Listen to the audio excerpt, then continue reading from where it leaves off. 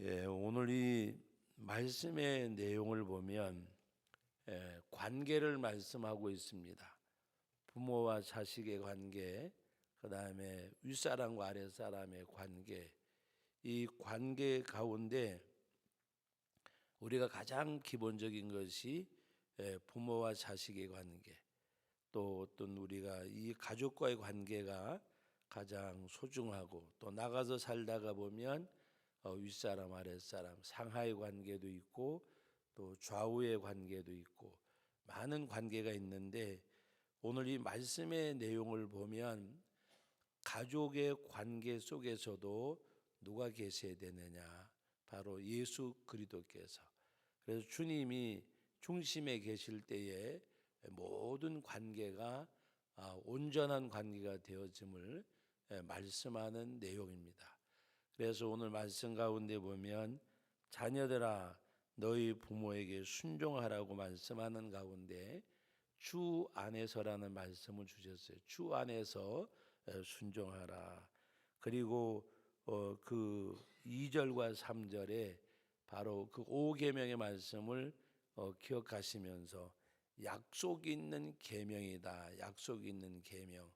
내 부모를 공경하면 약속이 있는 계명인데 내가 땅에서 바로 잘되고 땅에서 장수하리라.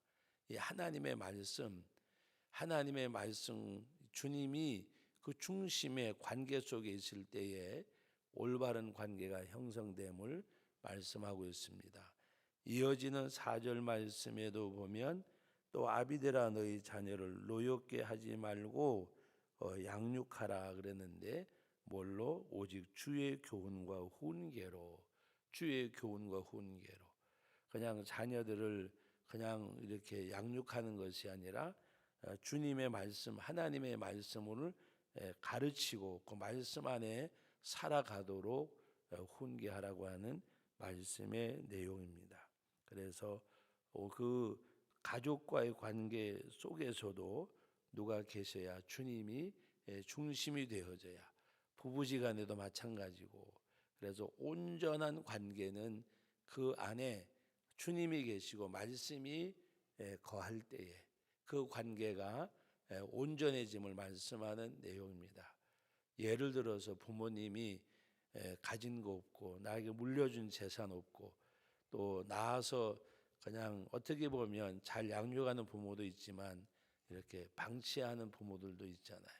그러면 서로 주고받는 관계라면 자식이 잘된 가운데서도 부모님이 나에게 행한 것 생각하고 그냥 기억지 않는다고 하면 그 사회가 어떻게 되겠어요? 그러나 하나님의 말씀에는 내 부모를 공경하라, 아버지 어머니를 공경하라, 하나님의 명령. 우리가 그런 질문을 우리 스스로도 하고 받을 때도 있는데, 어머니이기 때문에 아버지이기 때문에 섬기는 것은 당연하다고 생각을 합니다. 그럼에도 불구하고 부모와 자식의 관계성 때문에 섬기는 거하고 말씀에 순종하는 거하고 어느 게 더 나을까? 그냥 순간적으로 생각하면 당연히 관계성 가지고 섬기는 것이 더 잘하는 것처럼 느껴져요. 그러나 오히려 그것은 한계가 있는 거예요. 한계도 있고 서로가 뭡니까? 주고받는 관계 속에서 이루어지는 거지만, 하나님의 말씀은 어떤 관계냐? 순종의 관계. 그 말씀에 순종할 때에 마음은 안 그런데 말씀이기 때문에 그렇게 하는 것이 아니라 하나님의 말씀이기 때문에 보이는 것도 보이지 않는 것도. 여러분, 하나님 앞에 우리가 온전히 순종해야 되는데 그 온전한 순종이 뭐냐? 겉으로만 순종하는 것이 아니라 마음까지. 정말 하나님의 말씀에 온전히 순종하는 것. 말씀이니까 하지만은 마음에도 그 말씀이기 때문에 순종하는데, 그것이 어떤 꾸밈이나 외식이 아니라 정말 진심으로. 그래서 부모님이 나에게 향하여 준 것이 없다고 한들, 근데 여러분 기억해 보세요. 나 준 것보다 더 큰 게 어디 있어요? 나 준 것만 해도 이 좋은 세상에 하나님이 나를 보내실 때에 그 부모님을 통해서 내 삶의 그릇이 되어줬다. 내 출생의 동기가 되어줬고, 우리는 뭔가 이렇게 그 근본적인 것보다가도 지엽적인 것에 더 마음을 뺏길 때가 있어요. 누구는 부모를 잘 만나서 뭐 유산도 이어받고 많이 배우기도 하고, 그러나 여러분 기억할 것은 내가 이같이 살아갈 수 있는 이 세상에 나를 태어나게 하신 것만 해도 감사한 거예요. 태어나게 한 것만 해도 근본적인 거. 세상에서는 뭐 많이 배우고 안 배우고 꼭 그것이 어떤 행복과 성공의 기준은 아니었잖아요. 어려운 가운데서도 잘 극복해서 이겨내서 오히려 가난이 때로는 굶주림이 우리 헝거리 정신이라는 말이 있잖아요. 그것이 때로는 우리에게 에너지가 되어져서 어떤 역사를 이뤘고, 어떨 때에는 있는 집 자식들이 잘못되어져 가지고, 여러분 올해는 그런 뉴스가 다가오는 새해에는 없으면 좋겠는데, 여러분 유명 인사들의 가정의 자녀들이 마약 때문에 2019년도에는 꽤 말이 많았잖아요. 유명한 연예인, 유명한 재벌, 유명 인사의 자녀들이 남은 가지도 못하는 유학을 가가지고 마약에 빠져서, 우리 그런 거 많이 봤잖아요.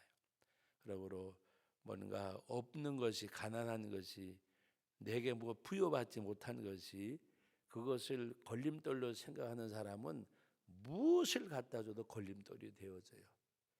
그런 자녀들은 아무리 많이 주면 뭐 할 거예요. 만약에 뭐 그럴 줄 재산도 없지만 10억을 주면 100억 준 부모를 부러워할 거고, 100억을 주면 1000억을 준 부모를 부러워할 거예요.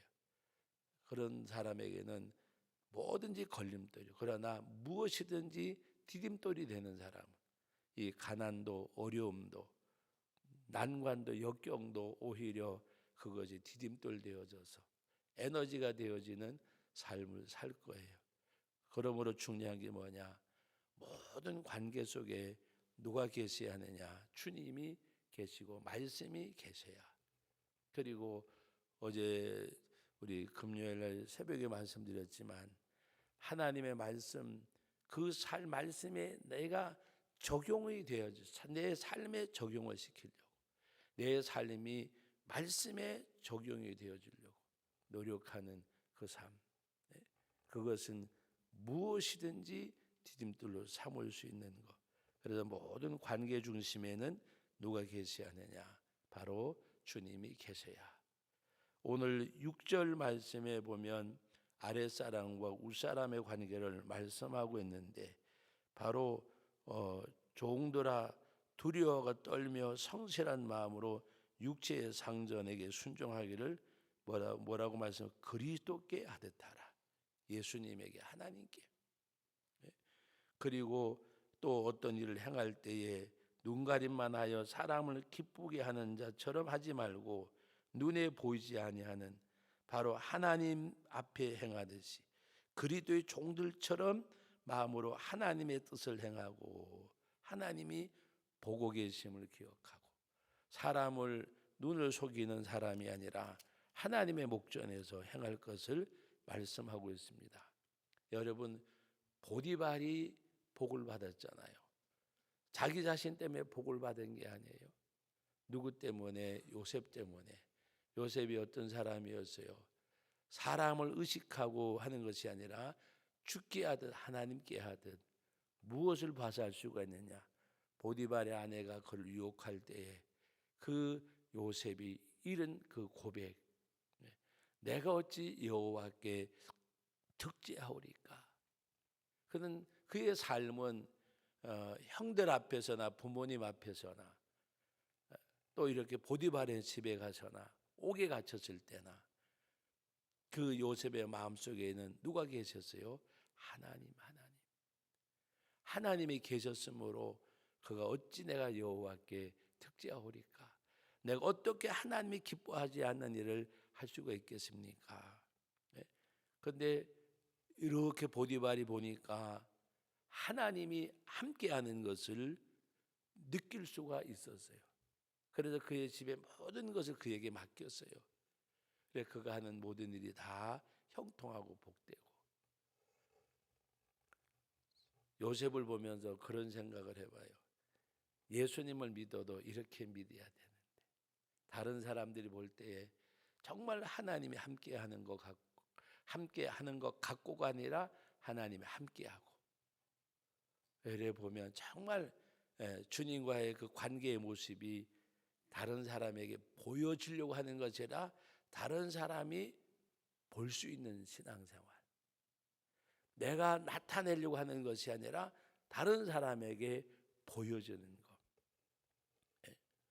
아이고 참 겸손하세요. 무슨 말을 그렇게 하냐고 자기 자신은 겸손하고 생각지 아니하고 정말 사랑이 많으세요. 다른 사람이 그 사람을 볼 때 당사자는 무슨 말이냐고 나는 아직도 모르는데, 진정한 겸손한 사람은 자기가 겸손하다고 생각하지 않아요. 진정 사랑이 있는 사람은 자기가 사랑이 있다고 생각지 않아요. 왜? 하나님이 기준이기 때문에 내가 거기 미치지 못하기 때문에, 절대자가 기준이기 때문에 미치지 못하기 때문에. 왜 우리가 때로는 겸손하다고 생각하고 나는 사랑이 있다고 생각하고 나는 이만하면 괜찮다고 생각하느냐? 절대자 하나님의 기준이 안 되기 때문에. 바울이 죄가 많아서 나는 죄인 중에 계시라고 말한 거 아니에요? 거룩하고 정말 전능하시고 거룩한 그 하나님 앞에서 자기를 보니까 너무 작디 작고 너무 부족하고 연약하고 한없는 그 연약함을 발견하고 오직 그 하나님을 존귀히 여길 수밖에 없는 것.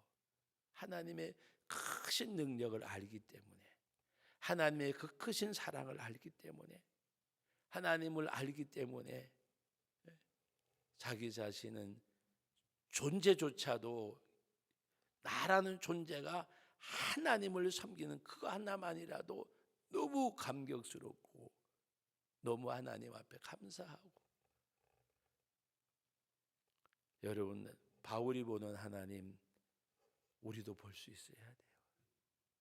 바울이 보는 하나님, 정말 그 하나님을 볼 수 있는 우리들. 천지를 만드신 하나님, 그러면 우리는 작게 보면 하늘 쳐다보고 땅 쳐다보고 아 이거 만드신 하나님.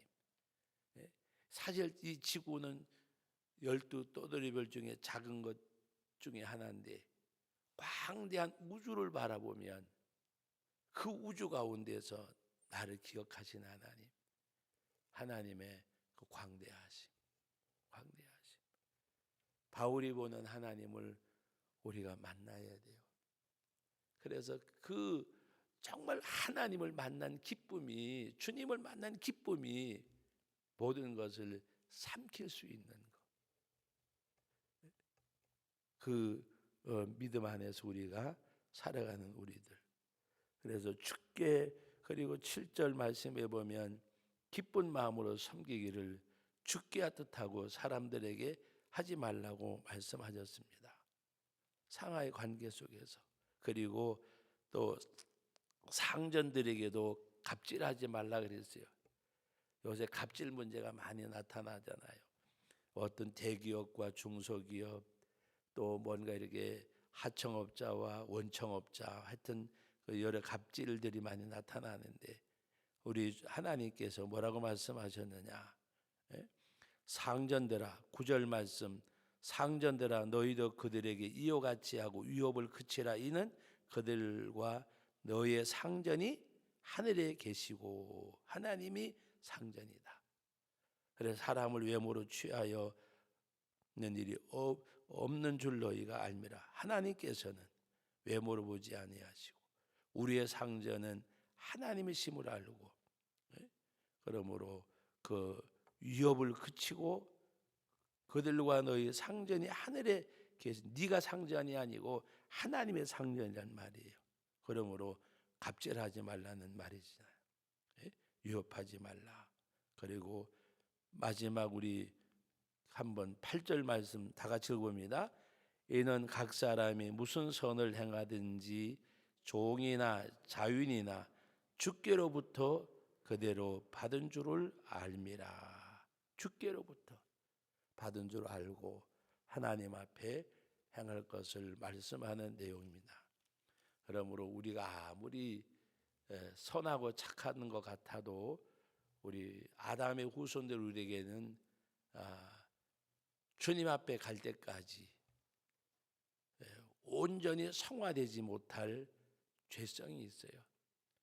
그냥 성화되려고 노력하다가 가는 거예요. 우리 주님이 죄싹을 사해 주셨기 망정이지 우리가 그걸 다 지우고 간다 그러면 못 지우고 갈 거예요. 그래서 불교에서도 돌을 닦는 그걸 말하는 가운데 업보라고 이야기하는데 그 업보를 벗어버릴 자가 누가 있겠느냐 그래요. 다시 말하면 죄를 지울 자가 누가 있겠느냐. 그래서 석가모니가 깨달은 것은 그냥 순리요 순리. 사람이 왜 죽느냐? 나이 먹으면 죽고. 병로생사가 왜 있느냐? 그건 세상에 다 병로생사가 있는 거고. 그러나 우리 주님은 바로 십자가의 보혈로 우리 죄악을 사하여 주셨어요. 그의 피로 말미암아 속죄함, 그 죄 사함을 받았느니라. 죽어주심으로. 여러분 세상에 어느 사람이 죄를 속할 수가 있겠어요?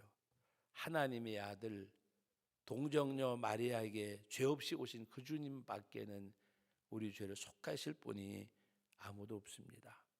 그러므로 속죄함을 받은 우리들이 우리의 삶 속에서 어떤 관계 속에서도 바로 주님이 계실 때에 그러므로 여러분들이 언제나 주님을 모신 마음 하나님이 기뻐하실까? 예수님이라면 어떻게 하실까?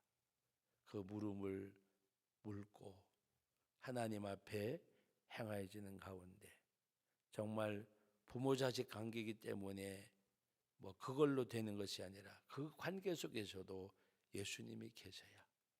그래서 주님을 경외하는 우리 모든 믿음의 가족들이 주님을 기억하고 그 주님 앞에 정말 그 중심에 주님이 계신 그런 삶이 오늘 저와 여러분들에게 주어지기를 예수님의 이름으로 축복합니다.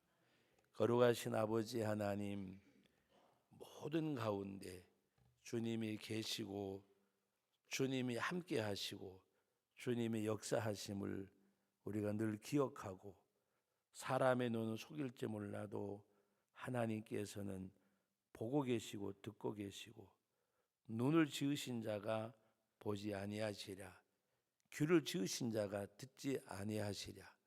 우리가 모든 말을 고백하고 행하더라도 주님이 보고 계시고 듣고 계심을 기억하고 또한 우리는 부모 자식 관계 속에서도 어떤 관계 가운데도 예수님이 계신 주님이 중심된 관계 속에서 온전히 모든 것이 이루어짐을 깨닫게 하옵소서. 아버지 하나님, 오늘도 귀한 말씀 주심을 감사드리오며 예수님의 이름으로 기도하옵나이다. 아멘.